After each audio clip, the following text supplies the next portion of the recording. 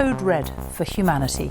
Experts agree that without big reductions in global carbon dioxide emissions, the world cannot win the fight against climate change. 50% of all passenger vehicles sold by 2030 will be electric. Musk's company plans to put billboards in space. No, Elon, no! This is the Clean Energy Show with Brian Stockton and my dad, James Whittingham. Hello and welcome to episode 75 of the Clean Energy Show. I'm Brian Stockton. I'm James Whittingham. This week on our weekly conversation about the latest in clean tech and transportation, hydropower, an excellent source of energy unless you run out of water. Tesla gets the cold shoulder from the green U.S. president. Brian has competition for the filthiest Tesla on the internet. And the UN climate report drops, and so do our hopes. Brian Stockton, I am legally obligated to ask, how are you? I'm great. What's going on with you this week? Well, you know, I've got medical issues. Lots of medical issues. My friend Jay wanted to go for lunch on Thursday, like there was no pandemic or anything. Yep. And I said, no, I'm an invalid now. My back is not getting fixed, and I have plantar fasciitus in my foot, which got really bad when I tried to take it for a walk the other night. Oh, no. Now I'm yeah, I had around. that one time. Did you? Yeah. It went away after several weeks. Well, this has turned it into the Old Man Medical Problems Show. Maybe it should be our spin-off podcast, where we talk about our medical complaints every week for half an hour. So I've got other things to talk about. Brian, I was out at a farm a couple weeks ago. I think I forgot to mention this last week. I wanted to mention it because my daughter went on a play date on a farm, like an overnight thing. And so we went to pick her up, and it was about 40 minutes out of town. It's actually kind of a weird landscape because we live in a very flat prairie. Well, this was very undulating, and it had water and different things on it. It was kind of cool in some respects. However, the people out there had a satellite dish for internet on the roof. And so I asked about that. I said, because apparently it chokes. It's a good friend of my daughter who was 13, and they're always on the internet, always connected. Well, they had problems. And so I asked about it. He said he pays $150 a month and has problems. So wow, Tesla's cheaper than that. Or not Tesla, but Skylink, pardon me. Starlink from SpaceX. Let's get this correct. Which is related to Tesla, which is really run by Elon Musk, and there's beta testers going on, and from what I understand, the interruptions are less, right? They should definitely switch. I think everything would be better, lower latency. I have a friend who lives in Winnipeg, Manitoba, and she works for an organization that is trying to get internet to the far north. It's particularly great in isolated communities that don't have proper, broadband wiring. So it's going to be a real boon to places like that, and it should be, very fast. They haven't wired out all the kinks yet, and it's still technically in beta, but it sounds excellent, and I think it's $129 Canadian a month. Is that what it is? I don't know. You're the guy. Around there. You're a Starlink expert on the show. The mom works from home during the pandemic. She's still working from home, which is good for her because it's like, an hour from door to door to get from our farm to the office. So that's an even bigger boon when you have a commute. And part of it's on a gravel road. So, and then the kid, had remote learning for part of the pandemic, obviously, and that's important to have a connection for that. So, this is huge. This is huge for everybody in that situation. And it's not just people just out of town, outside the city on a farm. It's people in remote northern areas where we live in Canada.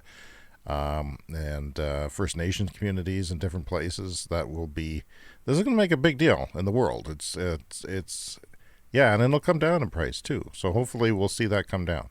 Yeah, I'm not sure it's going to come down a whole lot, but I've got fiber optic internet here at my house, and I loved it until around the time the pandemic started, maybe just because there's greater usage or something. But I don't know. I have problems occasionally, and it's like, it would be like $50 more a month to get the Starlink, but I kind of want it. I'm like, you're always looking for that thing that solves the problem. We have some space news. Space news! Advertising in Space Edition. That's from Colbert, who covered it as well. They're putting advertising in space. Yes, but do you know how they're going to do it? Yes. They're going to have a satellite with a little electronic billboard on it and a selfie stick, which broadcasts to YouTube. So we could put the Clean Energy Show, which I think this is one of our primary advertising opportunities, Brian. We certainly should be doing that. Talk to the ad department. Well, we'll find out what the cost is. But yeah, I think most people reading the headline kind of assumed, oh my God, there's going to be electronic billboards in space that wrecking my the heart night stopped. sky. You know, I never would have believed that something was possible like that, but things happen these days that you never thought was possible. But then you read about it, and yes, there'll be some kind of a small display, but there'll be a selfie stick, and it will basically just point at this screen with the Earth in the background, and then that will be live streamed onto YouTube or Twitch or whatever. So it's not going to interrupt the night sky, which I think a lot of people think. All right, well, an update to our story last week about Amazon losing my package, my bike light, while I ordered another one and it came. So I'm happy with it. It's a lithium-ion battery. It's rechargeable. USB. It's my first USB bike light of many that I've had. I've had LED ones, which have been fantastic. You throw a AA or AAA battery in there and they last for years. And they flash very brightly. But I've never had a good front light where I could actually see the road and have confidence. And this is that. I mean, it's not the brightest there is. It's 1,000 lumens. It was about $28 Canadian. And it's got different settings. It's got a high and low. And it's got, this is really cool, Brian, it's got an automatic setting. It's got a sensor, a light sensor on it. And it works really well. So if you're on a bright street and you go into a dark alley to take a shortcut, it will automatically get brighter. Just like a modern car. Wow.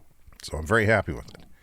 And, it's got a quick release, so I can put it on whatever bike if my kids go for out of the cottage or camping or something, and they decide to go for an evening bike ride. I could just slap it on their bike and they can go and, so I'm happy with that. Yeah. It was time for an upgrade in bike light technology, and it sounds like it's finally arrived. So we had some guests here visiting our city, passing through, that are family members from Alberta.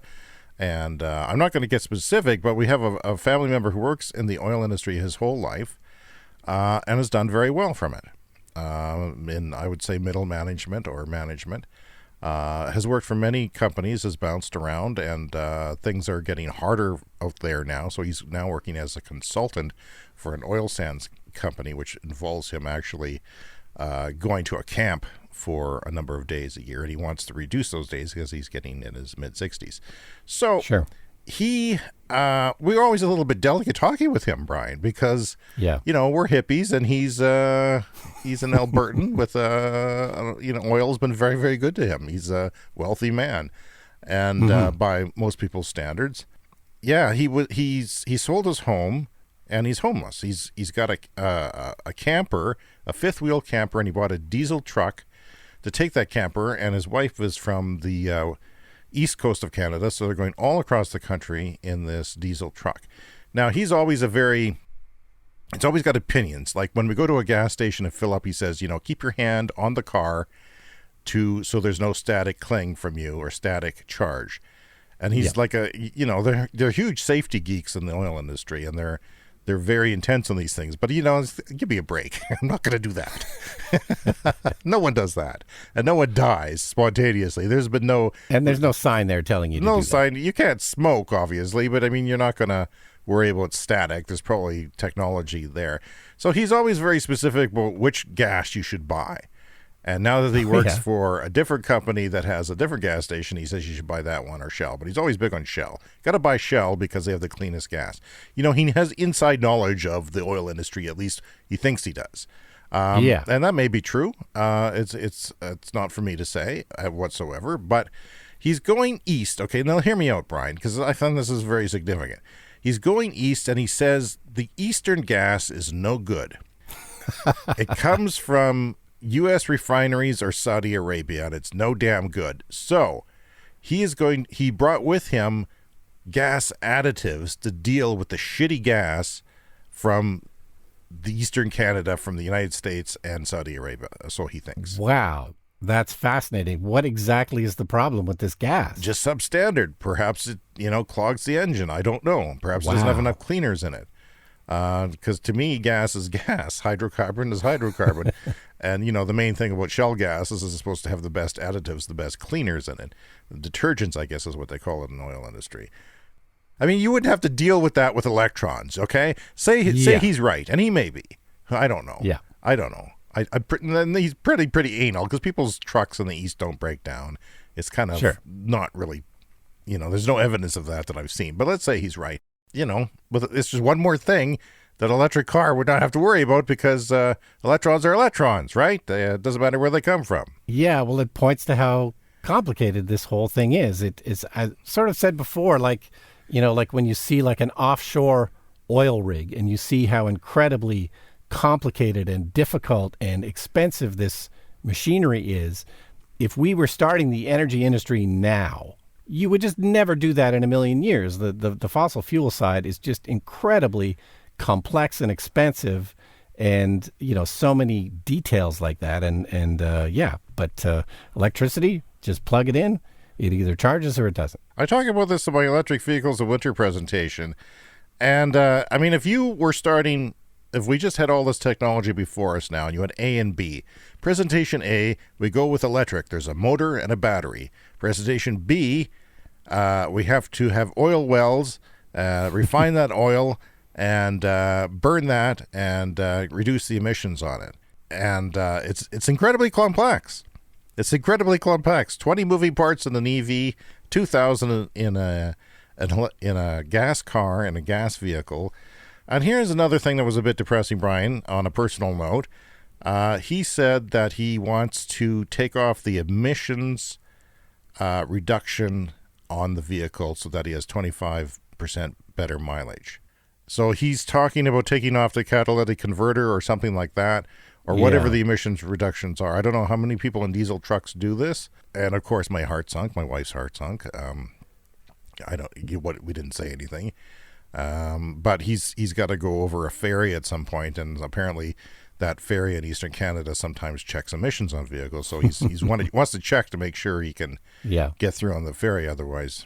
But it's archaic already right now. As drivers of electric cars, this whole discussion of the other world of combustion vehicles is archaic. It's madness. It's complicated and it's stupid. I'm sorry, it's just stupid. Get an electric car if you can. Well, I've got a story this week that relates to that, how complicated this is. And this sort of came as news to me, but apparently if you burn natural gas with oxygen, pure oxygen, it burns clean. So they're going to put in a clean natural gas power plant at it's the Frog Lake Canada Power Plant, and it's a partnership with a First Nation in Canada. And I don't know, I'd never heard of that before, but apparently if you burn natural gas with pure oxygen, and the same thing was true with hydrogen, this came up on the podcast a while ago, that might be a way to do airplanes is by burning hydrogen with pure oxygen, and then apparently you don't get the emissions or what. It still produces CO2, but then the CO2 is very easy to capture, and then they will apparently capture it and use it. It still sounds complicated. Well, exactly. And anytime this stuff comes up, I just think, oh, okay, well, that's great if it works, but why don't you just put up more solar, wind, and batteries? And it's not just if it works, it's the cost of it. Because right now we are seeing renewables outcompete natural gas as it is in some markets. You add the fact that you have to have pure oxygen to that, and what energy to use to make that pure oxygen, and carbon capture, that's more expensive. I say hogwash, Brian Stockton. That's strong language, James. Strong language for me, hogwash. And I'm sorry, I apologize. Anyway, let's see here. President Biden, the infrastructure package has come down. There is a lot of money for EV charging. I don't have the exact figure here. And before that, he set an EV mandate for 50% electric vehicles by 2030. And set in motion an all-out effort. We are proposing a blue-collar blueprint to rebuild America. That's what it's going to be. And we need automakers and other companies to keep investing in America. We need them not to take the benefits of our public investments and expand electric vehicles and battery manufacturing production abroad. We need you to deepen your partnership with the UAW, continue to pay good wages, support local communities across the country. That's why I'm so proud the UAW is standing here today as well. It's why I'm proud that the 3 largest employers are sitting here and their sights are set, not only on electric vehicles, but on expansion. Well, it's disappointing, Brian, because I thought he was going to come out and, have a California like 2035, 100% electric vehicles. And instead, he's saying 50% by 2030. Yeah, and it seems more like a suggestion than a than a law. It's an aspirational goal from the president's desk. It's not. No, the whole thing was, I think, pretty disappointing. Yes, and the bill did pass, so there's now several billion for charging infrastructure, but the EV tax credit hasn't passed yet, or they're going to kind of add that later. But you know what? It made me think a couple of weeks ago, we talked about the film No Sudden Move on Brian's Movie Corner. Mm-hmm. This is a new sort of crime thriller film set in the 1950s in Detroit. And it has to do with what the auto companies were doing at the time. There's been a long history of the auto companies in America doing the wrong thing when it comes to climate and pollution and everything. And I don't know, just hearing this announcement, it made me think of that. Like watching that film, realizing what they've done in the past to kind of skirt emissions. I don't know, like I just got the feeling they're just going to do whatever they want. And this, because there's no teeth to what Biden's talking about, I don't know, they're just going to do whatever they want. Well, we talked about old-timer consultant in the auto industry, Sandy Munroe, a lot on the show. Because he went from legacy industry into Teslas and so on, and it was sort of blown away and is now a convert for electric vehicles.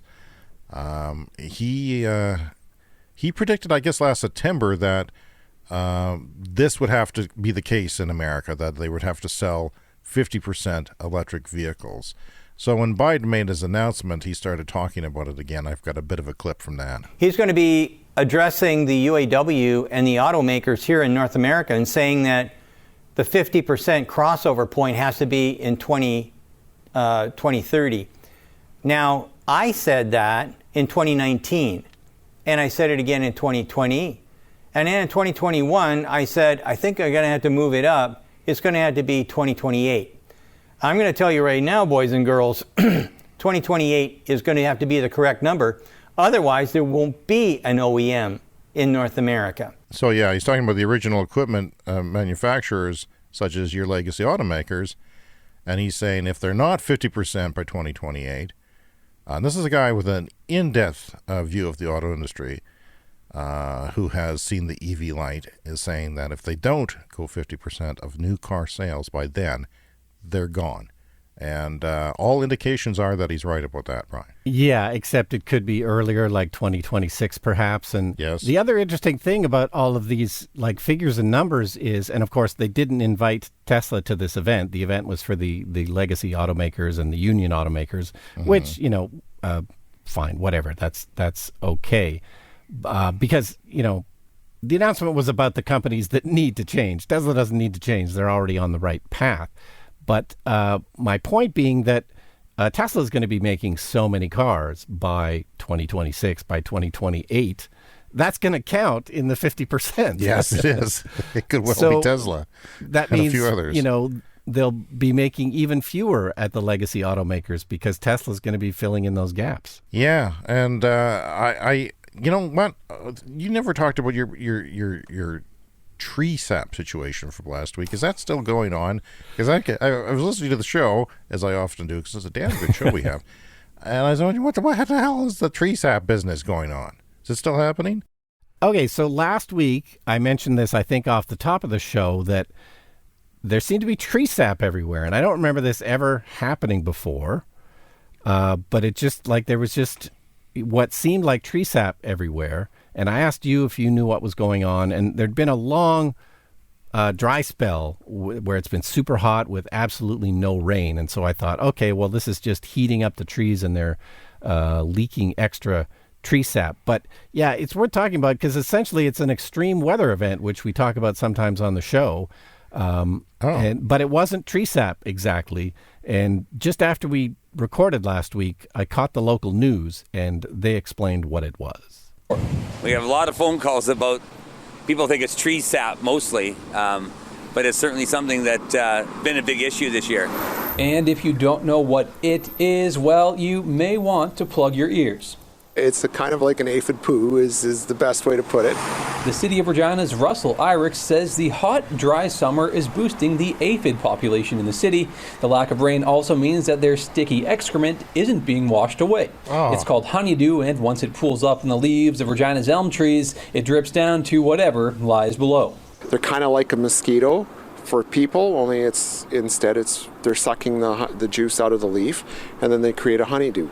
Typically, the city releases ladybugs, which also help control the population, but Irick says they've been unable to source the helpful predators this year.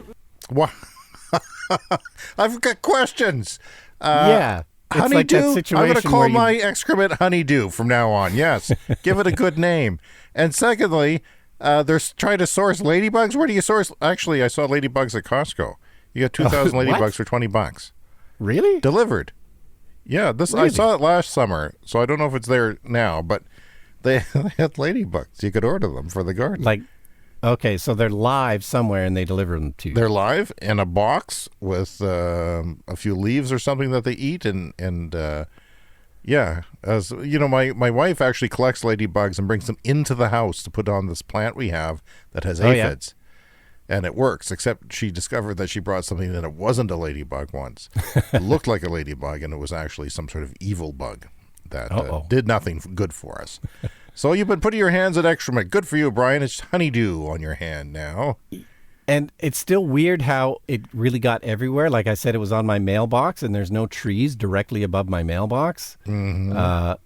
But it's an extreme weather event, and we've had a lot of extreme weather events this year. I've lived in this city for decades. Don't remember this ever happening before. So just one more thing to kind of add to the list of weather stuff. We are in a cold snap now. And then it's a cold snap. Well, we had some rain, but it's coming back to heat again. It is I would say, I was telling my son that was the most humid summer I've experienced in Saskatchewan. Normally it's dry here. You do have some humid weather in June, maybe early July for a while.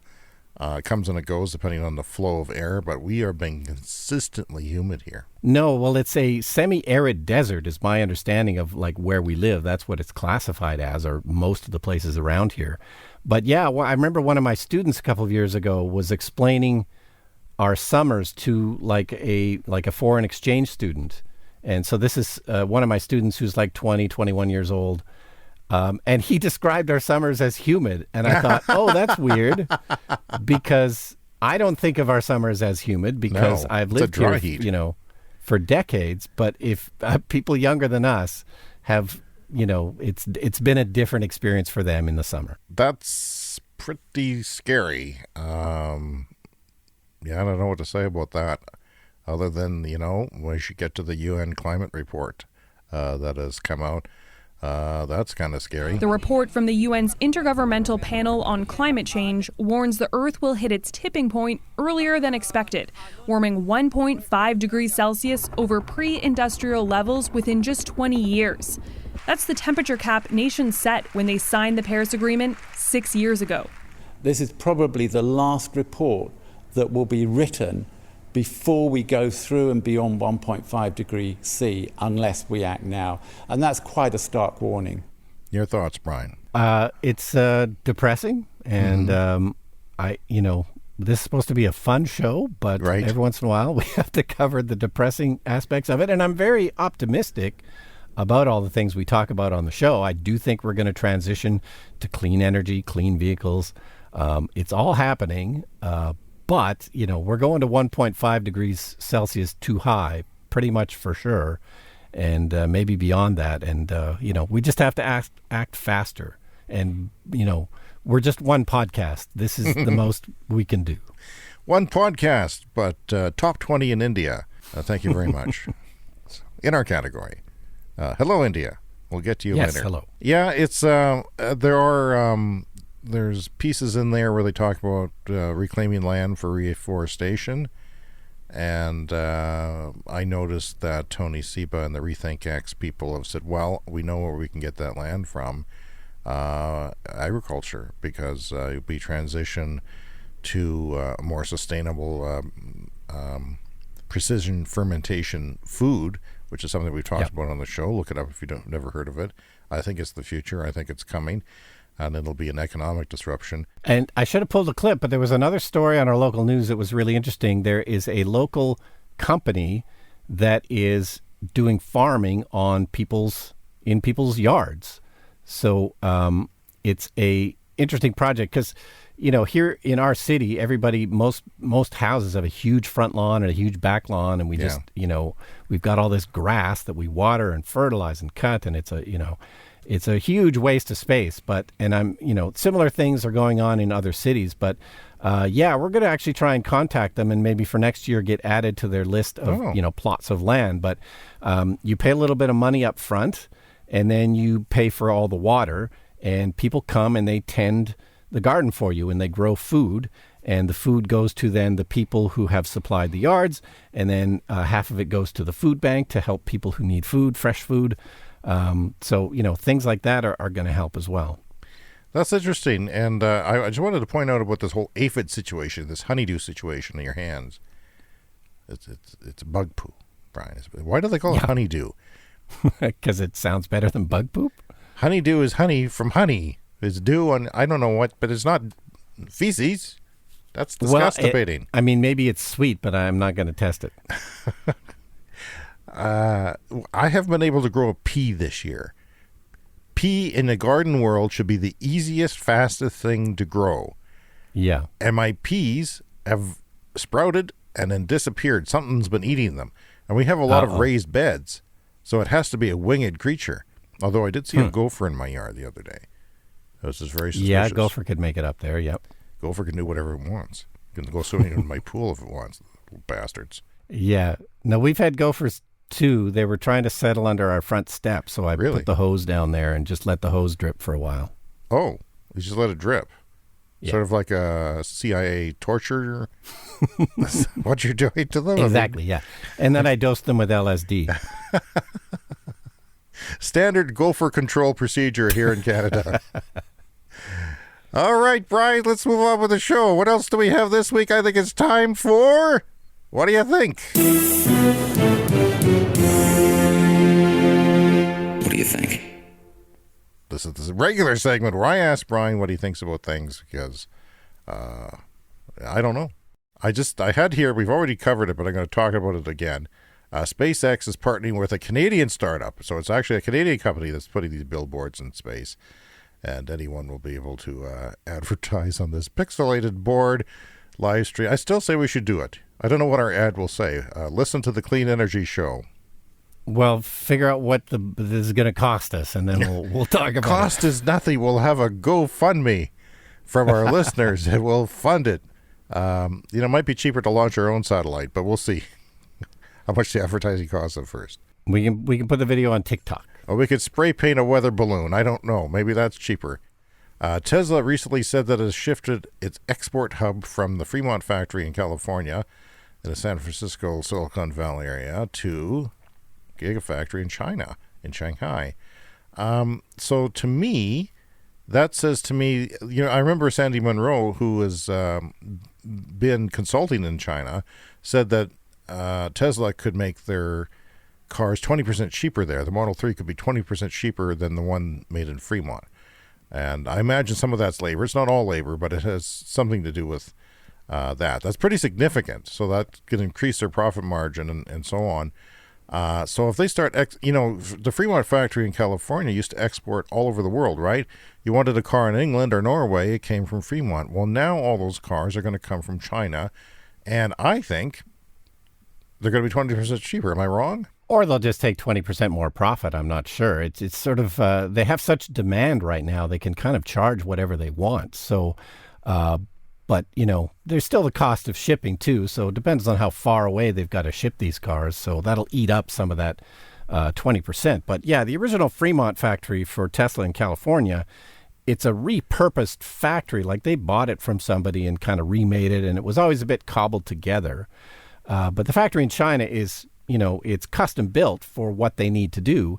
So in addition to, labor being cheaper, it's just a better factory. The plan was always to have it ramp up to make, way more than Fremont. So this was inevitable. They were planning to do it for a long time. It absolutely makes sense to export them out of China. I'm assuming here in Canada we'll probably still get the ones from Fremont, but I guess I really don't know for sure. Yeah, that's a good question. But yeah, Tesla's strategy is to really have a factory everywhere that they're selling cars. So they will have a factory in Europe soon.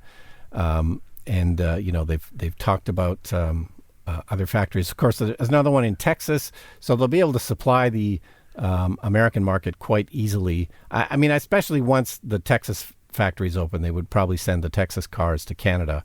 But it's better if you can have a factory where the cars are going to be delivered, because it's everything is kind of easier and simpler that way and cheaper. Now, we already touched on this earlier, but Tesla wasn't invited to Biden's EV announcement. Everyone else was. And everyone's saying it's because of Tesla being anti-union. The other school of thought is, well, Tesla's already doing this. We need to get the OEMs, the legacy people on board. Where do you stand? It's both things, really. Like the Biden administration, they're Democrats, so they're very much aligned with the labor movement. Biden is very much an old school Democrat, so they're essentially, playing nice with the unions because that'll help them get votes on the labor side of things. So, it makes sense from a political perspective. The fact that, they probably still should have invited Tesla just as, it's obviously a huge American success story. But the thing that seems off to me is that unions are really not the leverage that they once were. So it makes sense that the Democrats politically are going to work with the unions and get that vote. But I don't know. It's not the 1950s or even the 1970s. It's not going to help them as much as it used to ally themselves with unions in that way. Tesla is obviously 100% EV. They're all about EVs. That's all they do is EVs. The rest of the guys are what we need to get on board here, at least in North America. But as we talked about earlier, it is, I don't know, it just really felt like business as usual. And I don't know, I'm not too confident. Because they didn't invite Tesla, it really just feels like the old boys club. And the old boys club is going to just keep doing whatever they want to do. And I just don't have a whole lot of faith, especially without Tesla there to kind of, point them in the right direction. I don't know. So up to 1 million Bitcoin processors could be relocated from Alberta, to Alberta from China, under an energy firm's proposal using natural gas in Alberta, our neighboring province here in Canada, the oil-rich capital of Canada. Home of the oil sands, the tar sands, whatever you want to call them. I'm kind of depressed by that, Brian.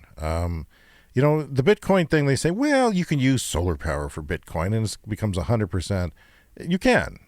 Are you, though? And what's going on? I don't. But the recent price hike in Bitcoin has increased the amount of mining. And most people doing the Bitcoin mining, they're not really thinking about the environmental impact. They just want to do it. And if there's clean energy where they're doing it, it'll be clean. And if there's not clean energy, they'll do it anyway. So it's a very weird problem, and it uses an awful lot of electricity. And eventually it won't matter because the grid will all be clean eventually. But for now, there's been a few of these kind of stories where, Bitcoin mining off fossil fuels, if it's cheap, like if you've got cheap fossil fuels, it unfortunately probably makes economic sense to mine Bitcoin with it. Yeah, and we have a late-breaking story on electric here that adds to our talk about the Shanghai factory. And Tesla is filing to produce 5 more variants of the Model Y. What's going on there? What is it? Just different versions? 5 is a lot for Tesla. Yeah, anytime that there's a variation in the models, because there could be left-hand drive and right-hand drive. Right.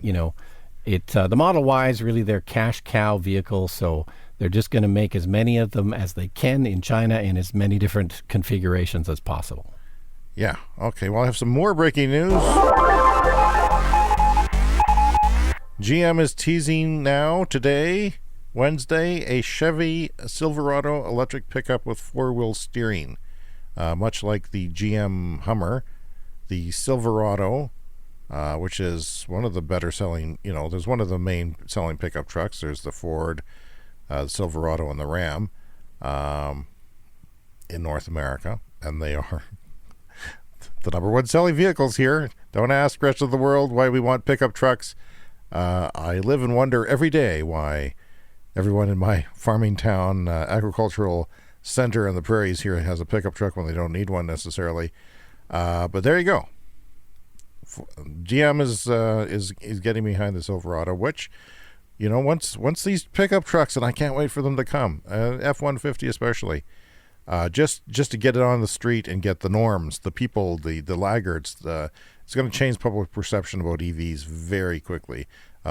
Because people don't know anything. No, and you know the Ford announcement particularly, because that's the most popular one around here, the Ford F-150. You could really tell that it changed people's perceptions of electric vehicles, that was announced. And by the way, too, like because there's been a pandemic, I haven't been able to give a lot of rides in my Tesla. I've had it for a year and a half, but very few people have ridden in it. But anyway, yeah, I gave a ride a couple of days ago to a friend of mine, and it was really fun because, you know, you and I talk about electric cars all the time, and but you forget that most people are not immersed in this stuff. And she was just amazed by it. Like, she had no idea about any of it, about the frunk, about the giant screen.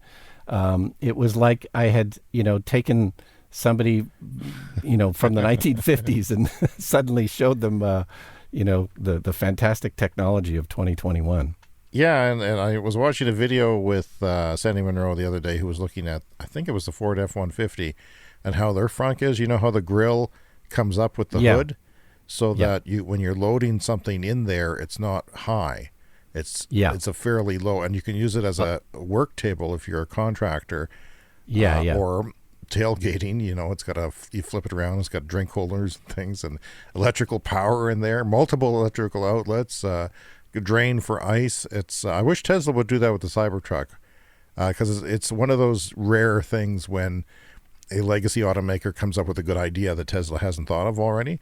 So it's very simple. It's just the grill of the vehicle is not attached to the lower bumper. It's attached to the hood, and the hood goes up, and you have your frunk. And also there's lights up there and good shelter with the really good lighting, dual lights with bright lighting, so you can actually see what you're doing. If I was a contractor, I think that'd be very cool, because you put your saw right in there, protected from the rain, certain saws, and just do your business right there in the car and close the trunk, and it's locked. You don't have to worry about it being stolen. There's so many advantages to that, especially with pickup trucks. No. Electric pickup trucks are going to proved to be far more functional, for sure. And with the Cybertruck from Tesla, they have this basically this rolling lid that goes over that you can walk on, supposedly, that will on the back, cover it, the back, and lock it, and maybe even have solar production on there someday. So anyway, this clean natural gas for the Alberta thing is one of those depressing things that we have to mention on the show. But Motional is testing robotaxis in Los Angeles, and they're using an EV, are they not? They're using the Hyundai Ioniq 5, which is just coming to market, an EV that we're very interested in here on the show. It seems really good. So just sort of one more player in the game that is going to go and very shortly have driverless cars on the roads in LA. It's another big deal. I have not heard of Motional before. I'm surprised they can even get their hands on a fleet of Ioniq 5s, because they're hard to get. They haven't really been out yet. I think it's a great choice for a vehicle, especially a robotaxi, because you could I don't know if it's safe to do this, but they work as a recliner. The seats, even the rear seats recline somewhat, but the front seats recline, and you have actual footrest that comes up like a lazy boy recliner, and which is great for charging stops or just hanging out, I guess. But it's you wouldn't want to do that while you're driving, though, because it's not you have to be in a certain position for impact, for seat belts and airbags to work properly. But I would be inclined to fully recline and just one day, Brian, and I won't be alive, but one day they'll have robotaxis and robo-vehicles that'll be so safe that you could recline and not worry, because you're not going to ever have an accident. It's going to be 1 in a trillion. And you could just lie down and sleep like in the back window, like everybody used to do in the 70s when we were kids. That's right. My parents made me run behind the car, though. You came from a better family than I did, so things weren't good for me. I once smashed my head on the windshield of the car, by the way. This was in the 70s, before the seatbelt law, before any of us wore seatbelts, and we had an old Ford Mercury something, and it had a really touchy brake pedal. Like it was like on or off kind of brake pedal, and my mom was driving the car, and my brother and I were in the front seat, and she was just trying to slow down, but she accidentally hit the brake too hard, and I literally cracked the windshield with my forehead. Oh, my God. What a great story. And it didn't really hurt, oddly. Like I wasn't, it wasn't any kind of a problem, but I literally cracked the windshield with my head because none of us were wearing seatbelts because we were idiots. Well, seatbelts necessarily weren't that safe then either. I mean, they weren't. We have technology. This is an explosion that goes off with an impact now that tightens your seatbelt, so you don't even have to worry about how tight it is. And this would have been a lap belt only. A lap belt only, so you would have been torn in half probably during impact. I had a lap belt only thing in my go-kart as a kid and had a bad accident. I can tell you the lap belts don't work that well. You need a shoulder strap. It's very important. And an airbag would have been nice too. Yeah. So I just wanted to update a story from last week. We were talking about the Nissan Leaf being under $20,000 in the United States, which is great. This is after the rebates and before some of the taxes. But in some states, there's additional rebates, so it's incredibly cheap. But anyway, since then, later that day, they talked about an $89 per month leasing for only 2 years. You put down $1,400, and you pay. This is per month, not per week. Yeah, per month, $89. I mean, a high school kid could swing that. I mean, think about it. If you're in high school, you got a crappy job with a few hours a week. You got a crappy car. You pay money for the crappy car, right? Let's say you pay $2,000, $1,000 for a crappy car. You got to pay for the oil to change. You got to pay for the gas, which is getting more expensive. Just your gas money might make up for that lease payment. You're driving a brand new car, which I couldn't even fathom as a high school student or a university student or a post-university student. I mean, it's crazy. No, that's an amazing deal. If there are any of our listeners in the U.S. that are going to take advantage of that lease deal, let us know because, I would be all over that if that was available here. Yeah, it'd be stupid not to. I mean, it's like we said before, it's not a good highway car. It can be used for a highway. It's going to be very inconvenient. It's going to be slow and take a long time on the highway. But just rent a car if you have to go on the highway. Sure. Brian, we have some feedback here from Paul, who contradicts something that you said last week. We have a clip of what you said last week. Let's go back. Well, there's a famous story of a Canadian airliner, like a big passenger jet one time that ran out of fuel, like over the Atlantic Ocean or something, and the pilot managed to glide it like a really long distance and actually get it landed. So I think, you can do a certain amount of gliding without any power. And we're back here live. Paul says, "Hi, guys. The Air Canada plane that ran out of fuel didn't do so over the Atlantic. It ran out of fuel over Ontario. Then the pilot flew it like a glider, landing it at a racetrack in Gimli, Manitoba, which I believe is a former airstrip of some sort. And they had a race day going on. There's a kid riding a bike and saw a passenger jet landing behind him. And it's not like the passenger jet was making noise. It was gliding. And it wasn't making much noise because the engines were off. So, it's a fantastic story known as the Gimli Glider. And I will also add Don from Toronto let me know about that as well. However, there was a Canadian passenger jet that was landed in Europe on an island. Yes. And is it the Air Transat one? Yes, is that what the you're Air thinking Transat, of? which is a sort of a smaller airline for excursions, trips. I've got the Wikipedia page for that. So I think that's the one that I was thinking of, but I had heard of the Gimli Glider as well. And so, the other one there, the Gimli one, that's not too far from where we live. And, they managed to glide the plane. But there's another one. This is the one I was thinking of, Air Transat Flight 236.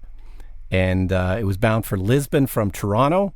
And it lost all engine power over the Atlantic Ocean, but the pilot was an experienced glider pilot, and he managed to land it in the Azores, made it to land. Which was a runway. right? Yeah, I think so. But it was a long glide. Both of these things were a fairly long glide.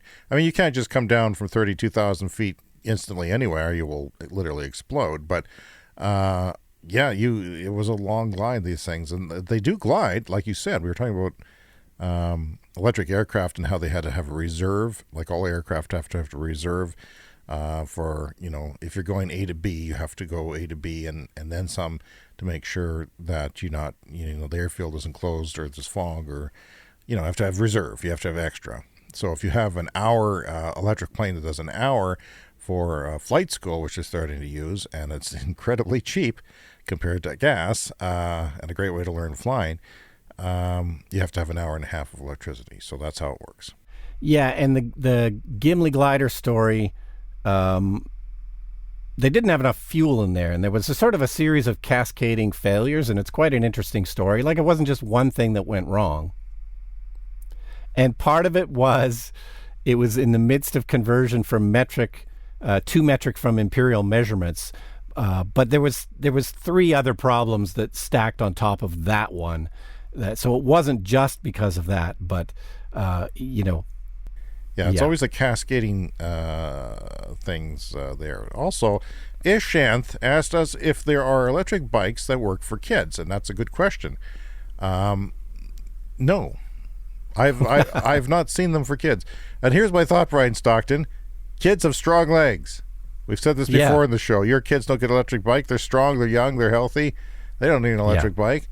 They don't have to commute either. So screw you, kids. They're making them for old people who have given up on life like us. That's the way I see it. You gonna have any hope of getting your thing fixed, by the way?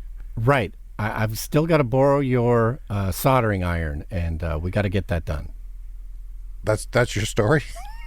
I thought there was more. That's it. I still got to borrow it. That's all I got. Do you need solder? Because I haven't found solder yet. The actual solder. I do have some solder. You do have solder. Be able to. Yeah. Okay. Well, you're set then. I just got to get it to you, so that's fine because I did find one, and it's the appropriate size. I sent you a picture. It's appropriate size. Yeah, I need one with a kind of a fine tip, and I think that'll work. Okay. We got to get that sucker working. It's kind of a tragedy. Kids, if you're listening, electric bikes do generally work, and the manufacturers do stand behind them. I do recommend my bike, the NCM, which is an established electric bike company. Bought mine on Amazon, and we have reviews up on our YouTube channel. Clean Energy Show is on YouTube, and it's good. Yeah, you've got a lot of views for that. Got a lot of views, a lot of interest in e-bikes during the pandemic. I bought mine right at the beginning of the pandemic in March, and it came April 1st. And thank goodness I did, because everyone else had the same idea. And you could not get a bike of any kind, let alone an e-bike. They were sold out half the time all over the place. There were some models available, but you didn't have a good choice of models, and a lot of the cheaper models were the entry-level people were not getting the bikes that they wanted. So contact us here at the Clean Energy Show, Clean Energy Show, one word, at gmail.com. That's cleanenergyshow@gmail.com. We love to hear from you. Clean Energy Pod on Twitter, that's one word, Clean Energy Pod. Same on TikTok, where we are. Where we're going to be famous very soon. Famous on TikTok. That's what they're going to say about us, Brian, and in space when we put that space message up. You can also leave us a voicemail message, which is really easy and really fun to do. Speakpipe.com/Clean Energy Show. And we do this show for you guys. We love to hear from you. That's really what this is about. So the more tell us what you had for breakfast. I don't care. We'd love to hear anything about you. Coming up soon in the show is the lightning round, where we'll clean up the headlines. But Brian, you've got some more stuff for us this week. What did you want to talk about? So there is a California hydropower station that had to shut down because of drought. So they're going through an enormous drought in California, and this hydroelectric dam has been running since 1967. It's been running continuously since 1967, but they have finally run out of water because of the drought in California. And hydropower, it's a good, clean source of energy. There are some issues with it, but this is one that I certainly didn't expect, and they probably didn't expect when they built it in 1967. But they've run out of water. That's pretty frightening. Another negative Nelly thing on the show this week. Yeah. We have breaking news here from Electric.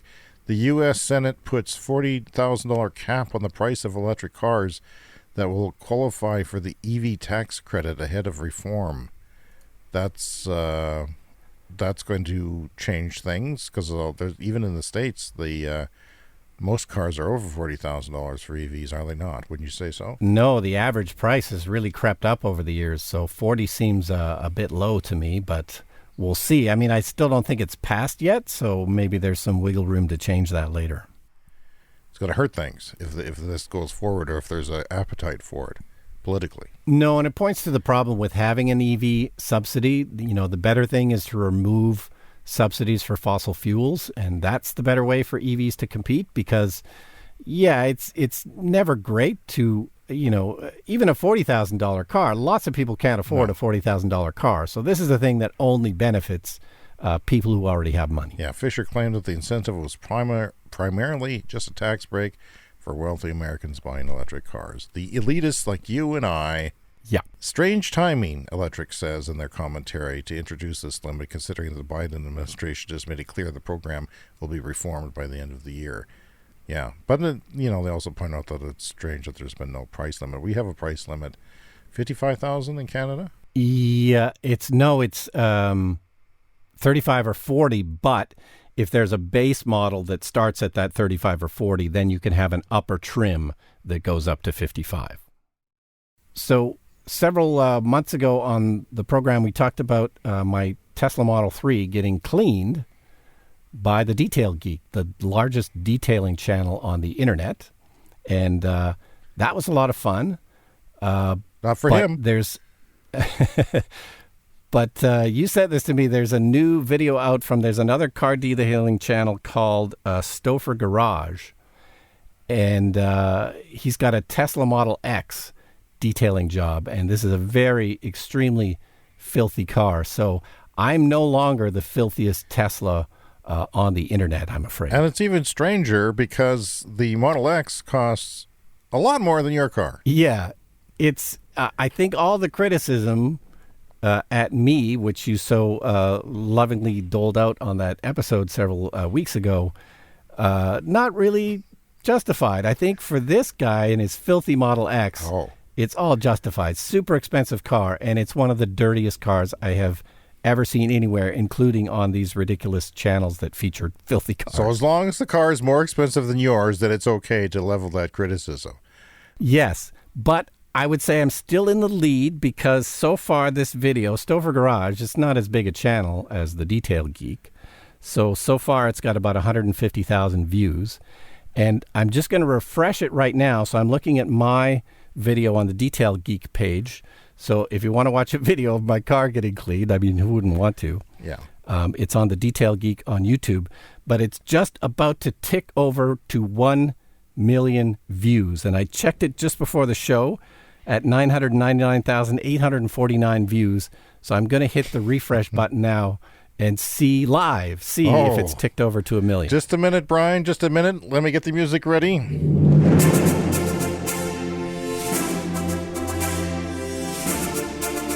Okay, go ahead, Brian. And yes, it's at 1,352,000 views. Congratulations. 1 million people have now watched my car getting clean, which is weird to say the least. What a moment on live podcasting. Wow. 1 million views of Brian's filthy, disgusting car. Model 3. Not nearly as filthy as the Model X, which is just basically a trash can on wheels. It's a proud moment, but as somebody who has spent his entire career making films, I make films, I've put things on YouTube, I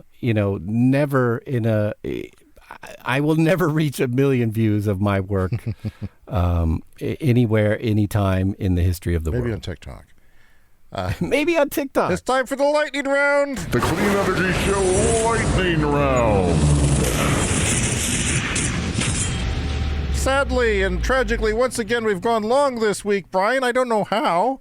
Every time I keep paring down the show of what I'm going to talk about, and I keep going longer. Here's a question for our listeners. What's the ideal time for our show? Is it 45 minutes? Is it a half hour? Is it an hour? What is it?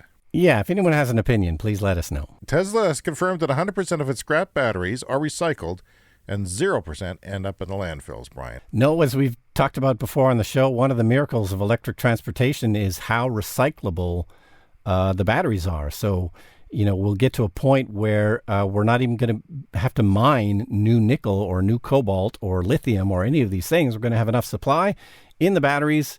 I mean, I guess maybe 5 or 10% will have to be mined at some point in the future. But it's one of the exciting things of the green electric future that we're looking forward to. Tesla's lobbying India could result in EV import duties getting slashed.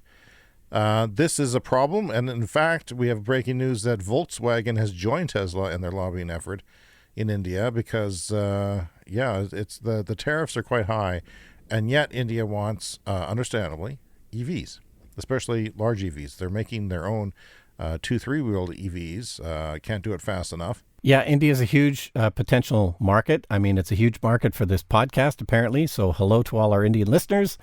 But yeah, their existing tariffs are quite high, apparently, for electric cars. But Tesla has talked about eventually establishing a factory there, which would make sense. It's a huge potential market.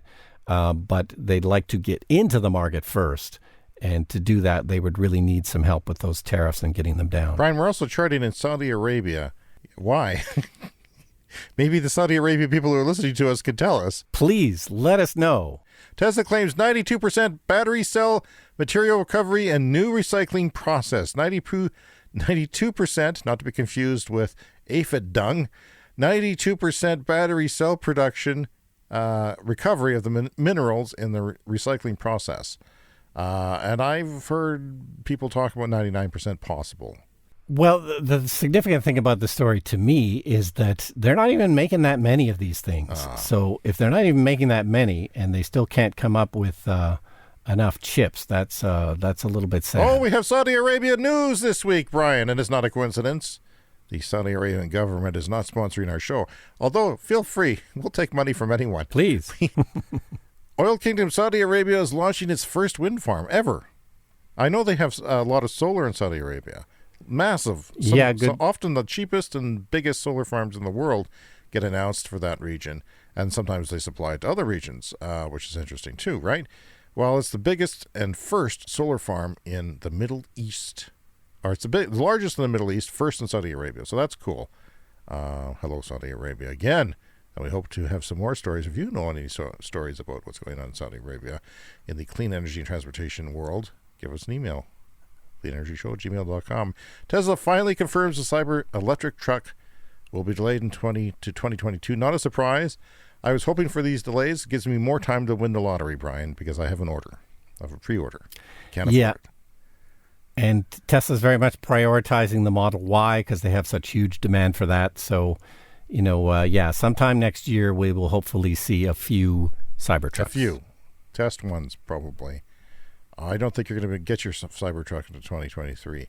GM to start taking reservations for the Cadillac Lyriq electric SUV on September 18th, and it'll be starting at $58,000. And the Lyriq did very well in my one-day drive test. It is one of the better vehicles for having a big battery that charges fast. So if you're into Cadillacs, I am not. But it's sounds like GM knows their stuff with electric vehicles, and that's it. So that's our show this week, Brian. It's been another amazing and ridiculously long show. We apologize. We'll be more concise next week, I think. Let us know what the length of the show should be. But we'll see you again next week for another weekly conversation and the latest in clean tech and transportation. See you next week.